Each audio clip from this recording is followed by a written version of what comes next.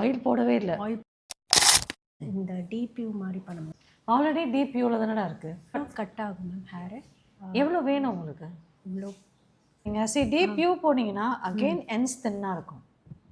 ஏன்னா இப்படி நீங்கள் டேப்பராக போகிறீங்களா, அப்போ என்ஸ் நீங்கள் இப்படி பொனிட்டெயில் போடும்போது கீழே தின்னாக தான் இருக்கும். ஓகே. யூஸ்வலாக லைட் யூ மாதிரி போனீங்கன்னா தான் நீங்கள் பொனிட்டெயில் போடும்போது ரவுண்ட் ஷேப்பில் வரும். நீங்கள் டாப்பரிங் சஜஸ்ட் பண்ணுங்கள், எனக்கு தெரியல மேம். அப்புறம் ஃப்ரண்ட்டில் தான் மேம் கொஞ்சம் இந்த ஸ்டைல் நல்லாயிருக்கும். உங்களுக்கு ஃப்ரண்ட்டில் அப்படி வேணுமா இல்லை ஜஸ்ட் ஒரு இவ்வளோ லாங்கில் இருந்து? எனக்கு ஃப்ரண்ட்டு நான் ரொம்ப வச்சதில்லை. எனக்கு இப்போ தான் நான் லுக் மாற்றணும்னு ஆசைப்பட்றேன். ஃப்ரண்ட்டில் மெயினாக. ஓகே. பேக்கில் சிம்பிளாக இருக்கட்டும், ஃப்ரண்ட்டில் நல்லா விஸ்பி வச்சா உங்களால் அதை கேரி பண்ணிக்க முடியுமா ஃப்ரண்ட்டில் எப்படி போட்டால்? Okay, no problem. ஓகே சரி, அப்போ ட்ரை பண்ணி பார்க்கலாம். எனக்கு என்ன உங்களுக்கு செட் ஆகும் தோணுது. ஆல்டர்னேட்டிவ் டேஸ் வாஷ் பண்ணிட்டு தான் இருப்பீங்க. ஓகே. இது லாஸ்ட்டாக எப்போ வாஷ் பண்ணீங்க? 2 days பிஃபோர்.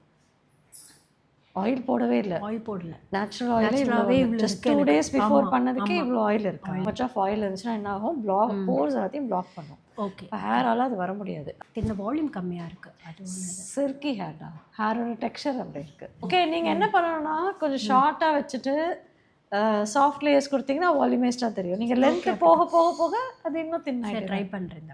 சரி, ரொம்ப வேண்டாம். யூ வாண்டட் டு மெயின்டைன், இதுக்கு மேலே கட் பண்ண வேண்டாம். ஏன்னா இங்கே இருக்கிற ஹேரு ஈவனாக எவ்வளோ தூரம் ட்ரான்ஸ்ஃபர் ஆகுதுன்னு பார்க்கணும். இவ்வளோ தூரத்துக்கு நல்லாயிருக்கு. நீங்கள் கேட்ட மாதிரி விஸ்பி பேங்க்ஸ். ஓகே.